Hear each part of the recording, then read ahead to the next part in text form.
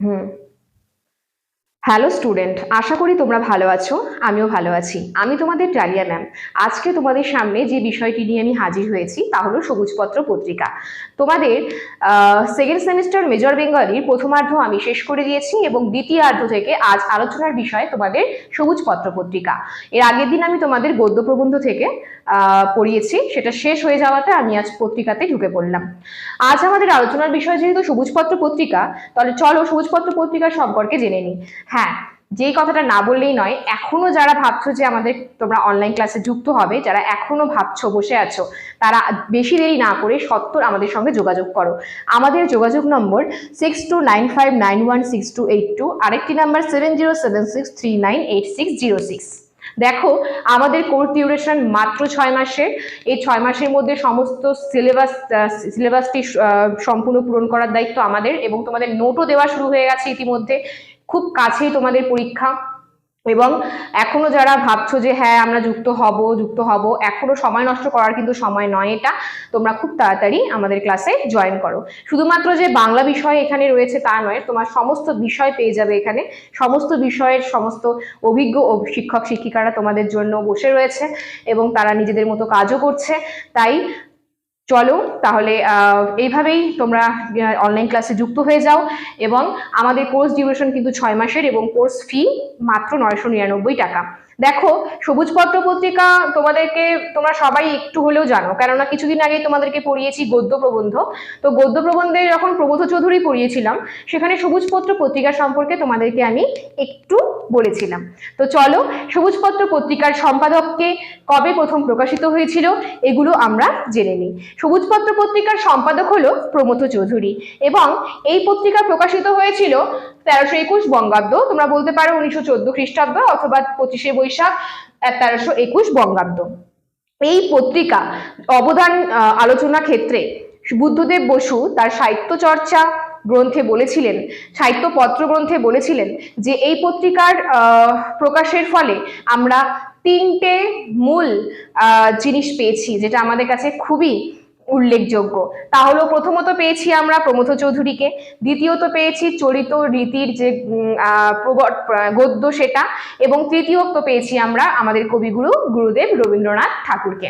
দেখো, এই পত্রিকা যখন প্রকাশিত হবে ঠিক সেই সময় কিন্তু রবীন্দ্রনাথের একটা অবদান আমরা দেখতে পাই। রবীন্দ্রনাথ কিন্তু প্রচুর পরিশ্রম করেছিলেন এই পত্রিকার গতি আনতে, এবং তিনি প্রমথ চৌধুরীকে বলেছিলেন তুমি যদি এই পত্রিকা সম্পর্কে ভাবনা চিন্তা কিছু করে থাকো তাহলে প্রথমেই অনেক কিছু লেখক গোষ্ঠী তৈরি করো, এবং লেখক গোষ্ঠী তৈরি হওয়াতে তারা লিখতে লিখতেই তারা কিন্তু পাকাপোক্ত হয়ে উঠবে, এবং এই পত্রিকাও তোমার খুব সুন্দরভাবে এগিয়ে যাবে।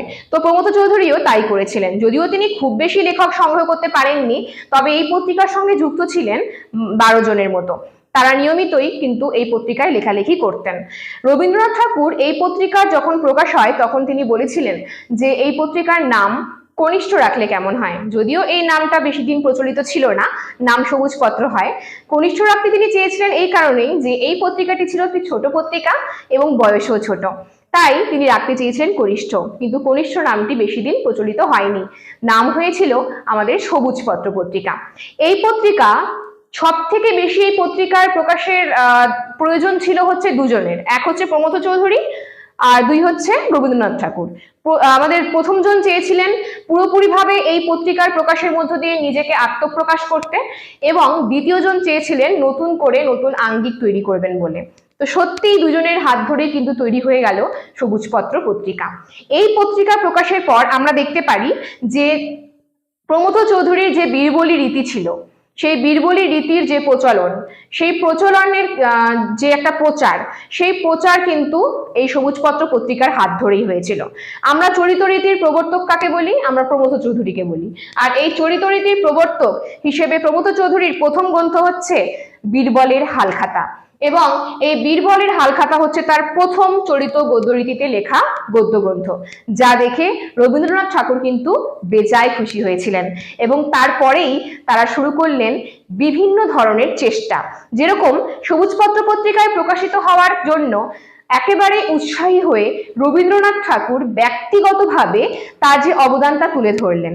বেশ কিছু গল্প ও উপন্যাস তিনি লিখে ফেললেন সবুজপত্র পত্রিকার জন্য, এবং সেই গল্পগ্রন্থ এবং উপন্যাসগুলি সবুজপত্র পত্রিকায় প্রকাশিত হলো।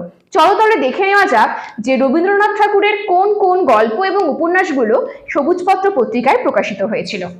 দেখো, গল্পগুলো হচ্ছে হৈমন্তী, স্ত্রীর পত্র এবং পয়লা নম্বর, এবং উপন্যাস হচ্ছে ঘরে বাইরে এবং 4 অধ্যায়। এগুলো সবুজপত্র পত্রিকায় প্রকাশিত হওয়ার জন্যই উদ্দেশ্য ছিল তার, যে তিনি এই গ্রন্থগুলি লিখে সবুজপত্র পত্রিকায় প্রকাশিত করবেন।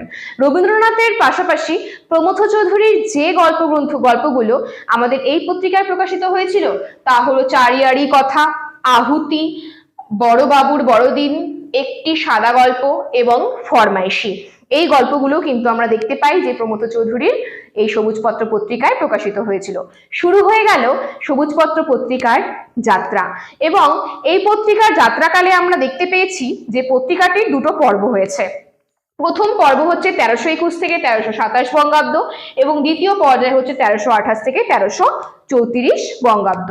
এবং এই পত্রিকার সম্পাদনার পর বিভিন্ন লেখক কিন্তু এই পত্রিকার মধ্যে লেখালেখি করতেন। তাদের মধ্যে উল্লেখযোগ্য হলো ইন্দিরা দেবী, সুনীতি কুমার চট্টোপাধ্যায় এবং অতুল চন্দ্র গুপ্ত প্রমুখ। এই পত্রিকায় মাত্র 12 জন কিন্তু ছিল যারা এই পত্রিকায় মাঝে মাঝেই কিছু গ্রন্থ লিখে তা সম্পাদনা করতে দিতেন। কিন্তু ধীরে ধীরেই কিন্তু এই যে সবুজপত্র পত্রিকা তা কিন্তু গতি নিভে এসেছিল শেষের দিকে। তাহলে দেখো, তোমাদের সামনে আজ যে আমি সবুজপত্র পত্রিকা আলোচনা করলাম সেটার গুরুত্ব হিসেবে, বৈশিষ্ট্য হিসেবে, সবুজপত্র পত্রিকায় প্রমথ চৌধুরীর অবদান হিসেবে এবং রবীন্দ্রনাথ ঠাকুরের অবদান, সবকটা আলোচনাতেই তোমরা এই বিষয়গুলিকে নিতে পারো। আর আমি তোমাদের সবসময় বলেছি যে যখন তোমরা আমার ক্লাস দেখবে অবশ্যই তোমরা খাতা কলম নিয়ে বসবে এবং খাতা কলমে সেগুলো লিখে নেওয়ার চেষ্টা করবে, যার জন্যই কিন্তু তোমাদের এই বোর্ডে আমি কিছু কিছু বিষয় তোমাদেরকে লিখে দিই, যাতে তোমরা পরবর্তীতে রেকর্ডিং ক্লাস দেখলেও তোমাদের সেগুলো তোমরা লিখে নিতে পারো খাতায়, এবং আলোচনাগুলো কিন্তু শুনে ভালোভাবে মনে রাখা যায়। তাহলে আজ আমি তোমাদের সামনে আলোচনা করলাম সবুজপত্র পত্রিকার অবদান, প্রমথ চৌধুরীর কি অবদান রয়েছে সবুজপত্র পত্রিকা প্রকাশে, এবং রবীন্দ্রনাথ ঠাকুরের হাত ধরে সবুজপত্র পত্রিকা কিভাবে এগিয়ে গিয়েছিল সেটা। বলে রাখি কিছু কথা, যে আমার ক্লাস যারা দেখছো নিয়মিত, এবং যদি তোমাদের আমার ক্লাস ভালো লেগে থাকে অবশ্যই লাইক, কমেন্ট, শেয়ার করে আমাদের পাশে থাকো, এবং যারা এখনো চ্যানেলটি সাবস্ক্রাইব করোনি অবশ্যই চ্যানেলটি সাবস্ক্রাইব করে দাও, কারণ সবার প্রথমে তোমাদের কাছে তাহলে নোটিফিকেশন পৌঁছে যাবে। এবং যারা এখনো যুক্ত হওনি ক্লাসে অবশ্যই যোগাযোগ করো আমাদের দেওয়া নম্বরে। আমাদের নম্বর 6295916282, আরেকটি নম্বর 7076398606। তাহলে চলো আজ এত পর্যন্তই। তোমরা ভালো থাকো, সুস্থ থাকো এবং ভালো মতো পড়াশোনা করো। ধন্যবাদ।